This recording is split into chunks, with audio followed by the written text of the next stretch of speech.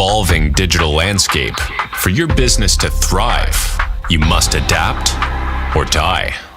Welcome to Marketing in the Age of AI, the podcast helping you harness the power of AI and marketing tools to revitalize and grow your business.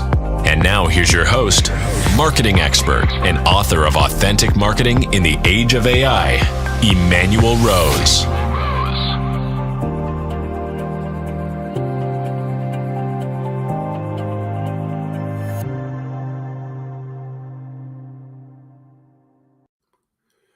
Well, welcome to another episode of Marketing in the Age of AI.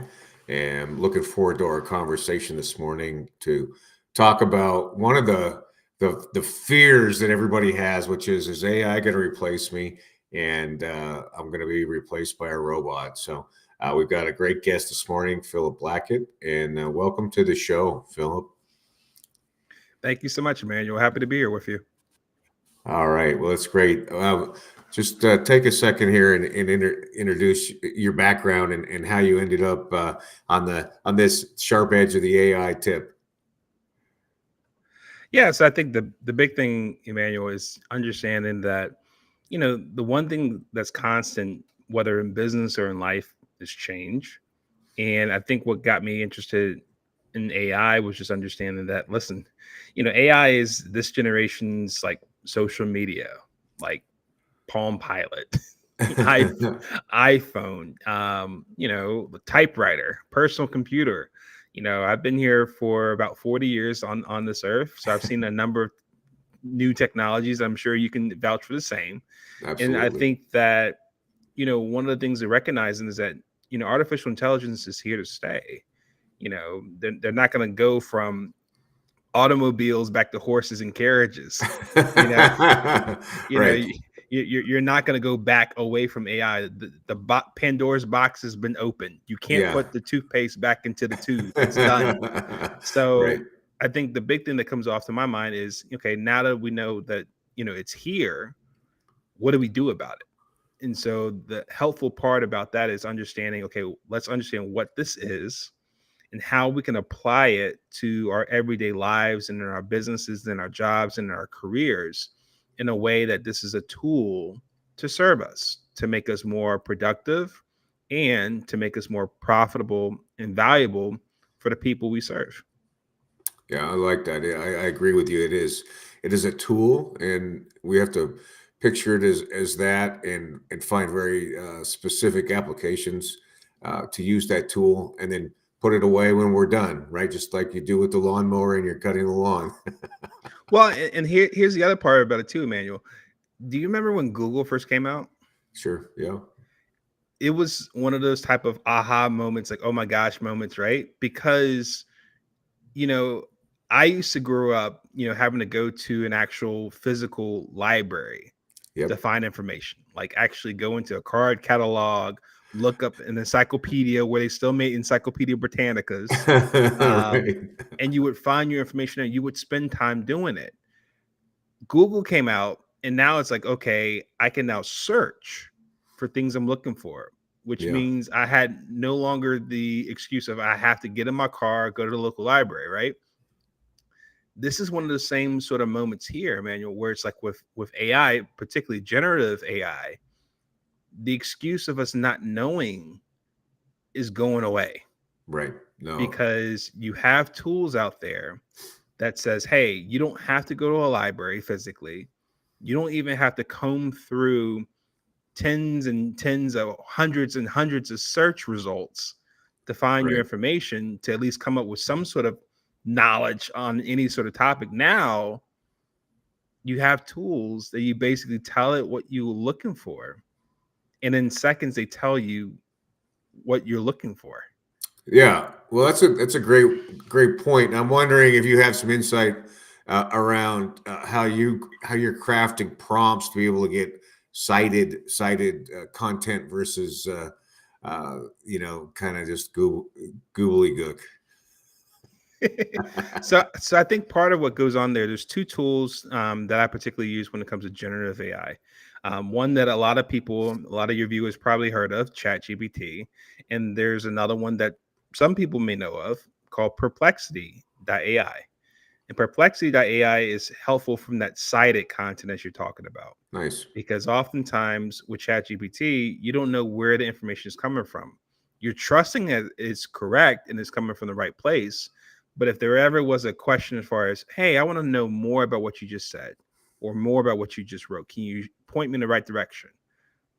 Well, outside of ChatGPT, I can't point you to anywhere else. Right. As opposed to Perplexity, what I like about it is it operates similar to a ChatGPT or a Gemini, but in addition to giving you the actual output you're looking from the prompt you submitted, when you copy it, it automatically includes the citations or Nice. sources of where to get the information. They actually bracket in the output they give you, where they're getting the information. So if you read a certain sentence, okay, AI is da da da da da, there's like a bracket that says 5. Then I go down to the citations, look for 5, and then Right. point out the website where it got it from. So at the very least, I can fact check if I want to do so. I can go there to learn more information, but it's helpful from the sense, especially from a research standpoint, that if you want to learn more, you want to feel more confident using the output that's been given to you, this is a tool that can be helpful there. Yeah, that's interesting. And so, do you know, is the Perplexity database, is it dynamic in that it's searching all the content that exists right now, or is it like pre-2021 or whatever chats on? So that in specific, I don't know of. What I do know is whenever I do a search, like it shows up like it's researching and it's populating certain websites that it's coming off of. And then once it gathers it together and spits out the output, I get a sense it's like, okay, this is coming from somewhere. Yeah, right. And so I think that's helpful. That's a step up from a Chat GPT if that component of it is important to you. No, I agree that I think it's critical that we have citations and that we have sources and that we don't accept the hallucinations of the GPT brain as fact. Otherwise, we've seen lots of examples of how it can be incoherent with reality. Mm-hmm. Absolutely. And the other part about it too, Emmanuel, is what we have to caution ourselves on is we can't look at AI as an excuse for us to be lazy. Yep. I like that. And I really fear for the young people and the students out there who see this as an easy pass to come up with something very quick that they don't have to cite, Right. that they could just pass as their original work, that don't learn beyond it. So if they're ever questioned on it, they can't talk more on it. Yeah. So what I mean by that is the sense of saying, once again, AI is a tool. It is not your easy button. Right. It is not your, like, I'm going to do everything. It's absolutely perfect, exactly the way you like it. Pass the smell test and everything like that. This is something where I'll take this tool versus no tool, even if it's 80%, 90% accurate, or in my voice, or if I have to make some edits or that sort of thing. But what I don't want people to think about AI is the sense of having that expectation that it's just going to do everything for me. It's going to be absolutely perfect. Right. And I could just push a button, sit back, and just call it a day. Yeah, no, I think that's a great point and important. I think one of the things that culturally that we miss is that the reason that we're born is to create things, right?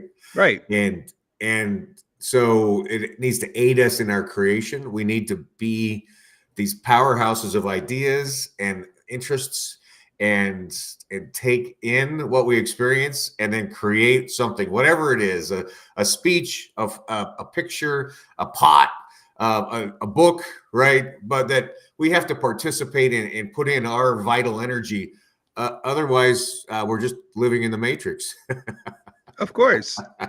Of course. And that's the thing about AI I love about it. It's just like, for a lot of people that said, like, I can't afford another team member. I wish I had a team around me. I wish I had a personal assistant. I wish I had an executive assistant. But I just can't do it because, one, I don't have the funds. I don't have the time to find the right person, or I don't know of the right person around me that could do it. This is one of those things that significantly increases your productivity if you use AI the right way, because I think that is something that a lot of people were looking for, and that if you know how to use it the right way, it can be very helpful for you. Yeah. And now I know you've written a number of books, but and you're probably using some of these tools to help promote your books, right? Yeah. And then are you also helping clients implement AI, or what's kind of your client work look like? Yeah, so when it comes to client work, Emmanuel, I think the big thing is, helping out small business owners be able to adopt and master AI into their ongoing business operations.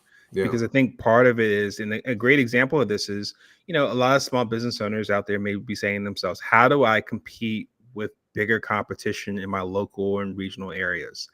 I don't have the resources to have a marketing team of 8 to 10 people Right. to push out, content about me, my business, and to get more customers through the door. And the thing is now, one of the things I talk about in one of my books, The Unfair Advantage, is really understanding that, hey, because of AI, your marketing team could actually be not a team of 8 to 10 people where you have like a copywriter, a video editor, a marketing assistant, all these different roles in that sort. You basically have a marketing team of like 2 to 3 people. Right. Your chief marketing human, I like to call it, maybe a virtual assistant, and then your AI tools, like an AI tool suite that you have that's going to help take care of, coming up with content, publishing it on social media, being able to reach out to people on Facebook or via email and that sort, landing appointments. You got AI tools that can actually do sales for you.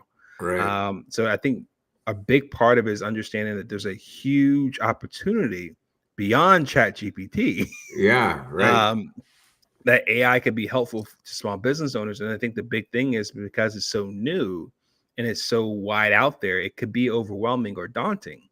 It's like, hey, how do I make sense of the whole thing? And so what I try to do is to work with small business owners to say, hey, let's go through this together.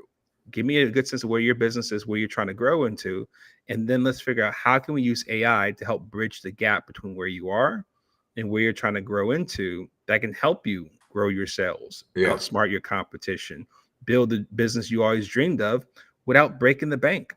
Right. I love it. So, well, let's dig into the tools a little bit and give us a tool dump here. What have you found that you like for video editing, for instance? If I'm going to chop this interview up, what should I use? So I think, for video editing, a big one that I love, is Opus Clip. Okay, good. So Yeah, Opus Clip is one that, takes a long form video, right? Just like an interview like this. yeah. And you're saying to yourself, okay, I appreciate it if people have, 20, 30 minutes to watch the whole video interview. Right. Yeah. I also understand and appreciate some people don't. Well, And it's about 450 to 1 is about the ratio that I'm seeing right now. The shorts are getting 450 more views than the long form yep. videos are. Yeah. But and at the same time, you also look at the shorts as like an appetizer, Right. right? Because Sure.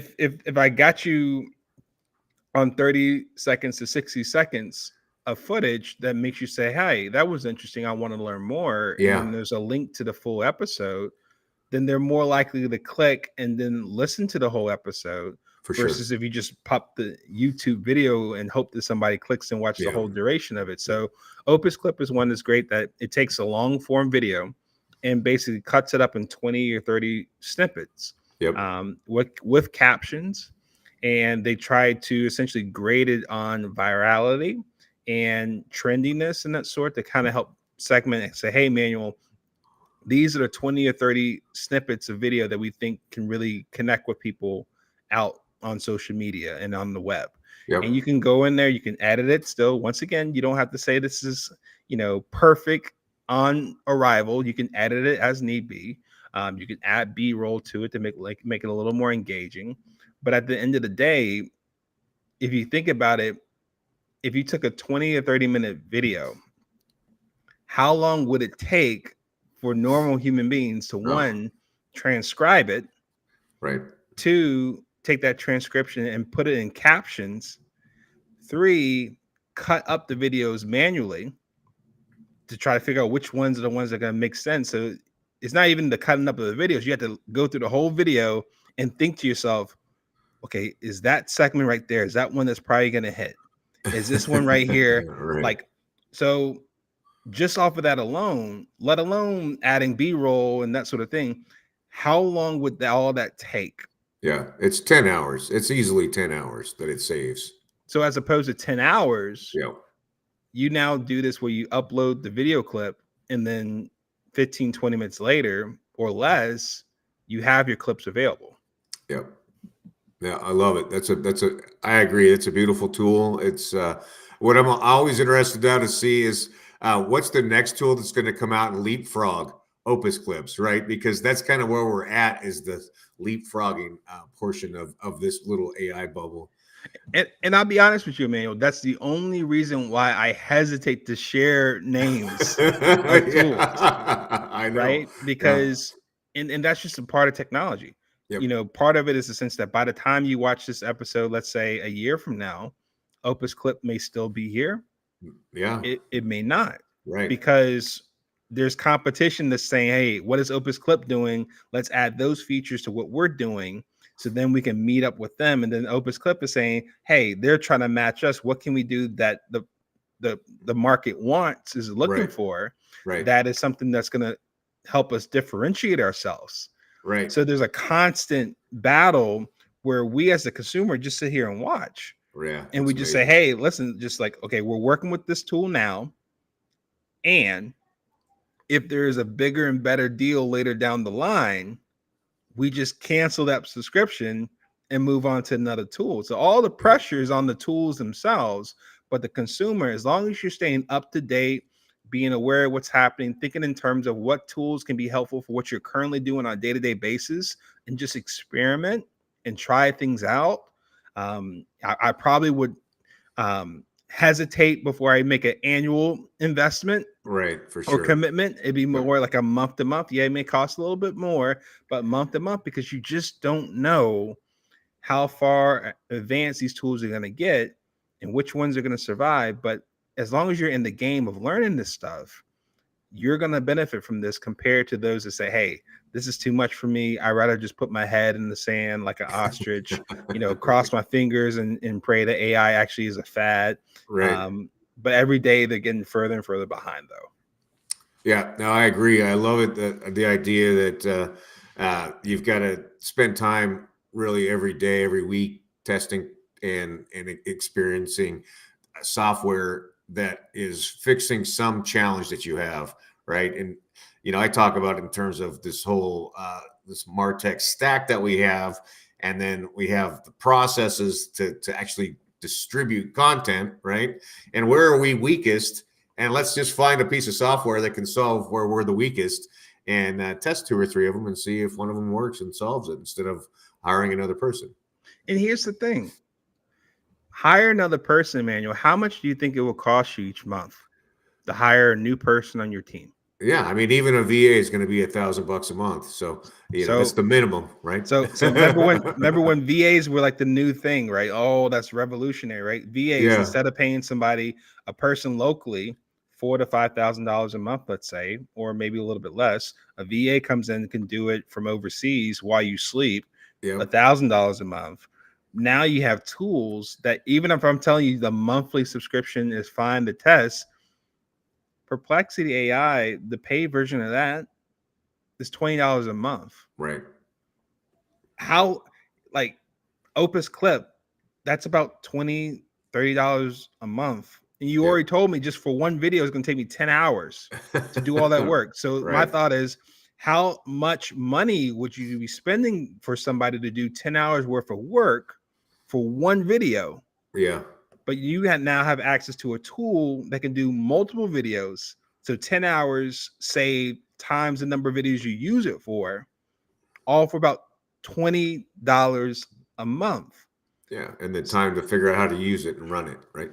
So what's happening is essentially these tools are priced so inexpensively that when you're talking about stacking different tools together and different platforms, it's hard to compare So when people are talking about, can I get replaced? Depending on the job you do, there may be a tool that can do it just as well, if not better, because it's really hard to compete with a tool that can do it what you do at all times of the day, doesn't take off for vacation, doesn't call in sick, doesn't not feel like working for you, and can still do all that for $20 a month, less than $1 a day. Yeah. No, I think the secret for people is that they have to be committed, like you were talking about earlier, to learning and to looking at how they can integrate more skills, new skills, and be dynamic in what they see as their job function, because it is changing, but we still need humans. We still have to have people editing what comes out of Perplexity, because it's like you said, it's 80 or 90%. It has to be 100% before it goes to client or goes out into the marketplace. And that's the other key about it too, Emmanuel. It's on one end, it's don't be lazy, guys and girls, about AI. The other part is to stay ahead of it. We look at this as an alliance. We look at this as a fusion, as a working together. AI is part of your team. So if it's saving you this amount of hours because it's doing a lot of things that you had to do manually, ask yourself this question. Okay, if I freed myself up 10 hours a week, let's say, because of this one tool, what do I now do with those 10 hours? Yeah, that's a great question. Are there certain things that you say, I'm so sorry, Emmanuel, I wish I could get to this, I just don't have enough time. Right. But now, if I have 10 hours saved up, for example, what can you do that AI currently cannot do? Right.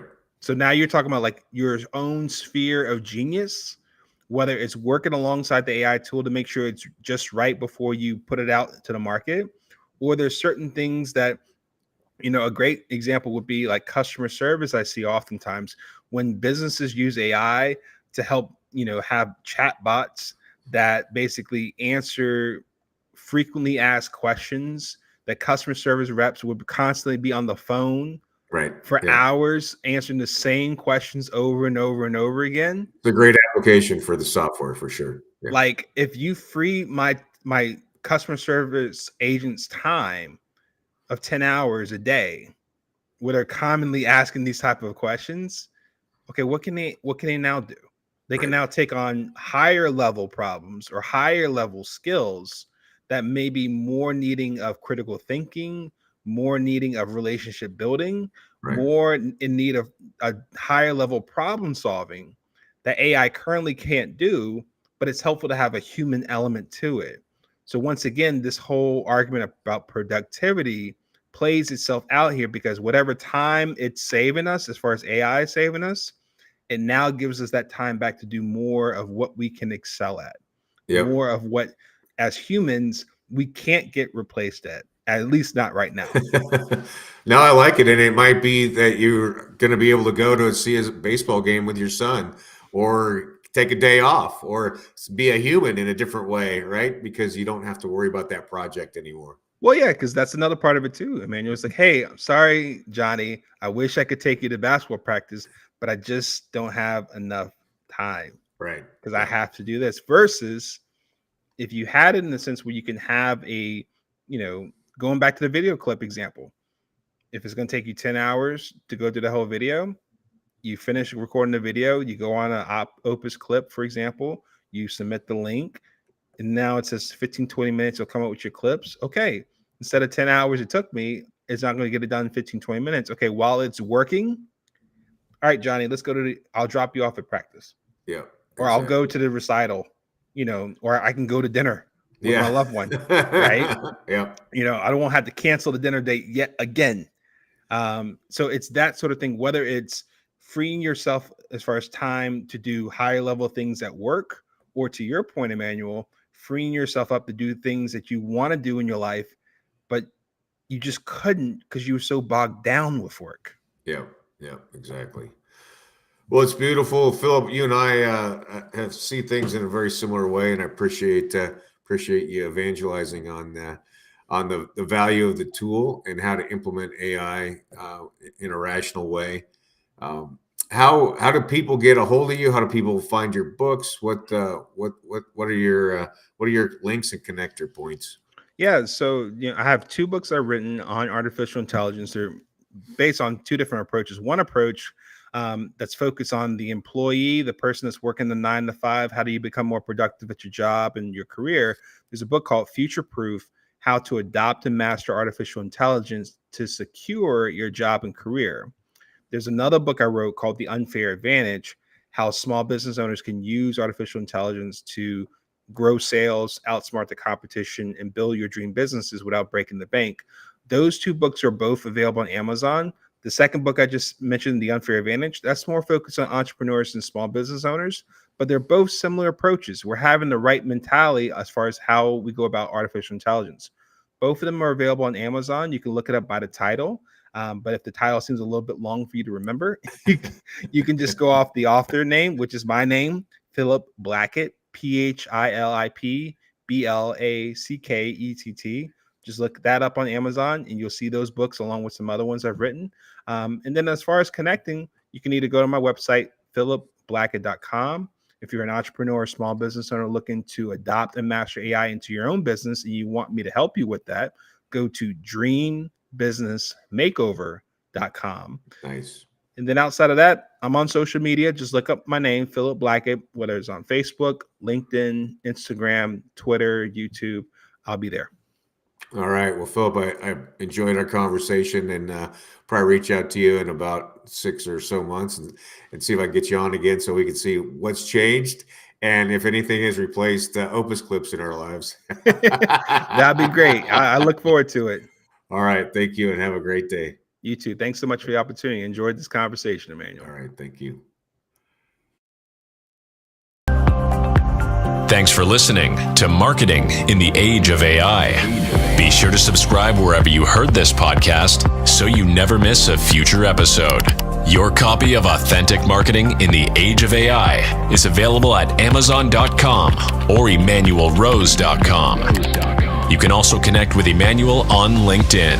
Thanks again for listening, and we'll see you next time.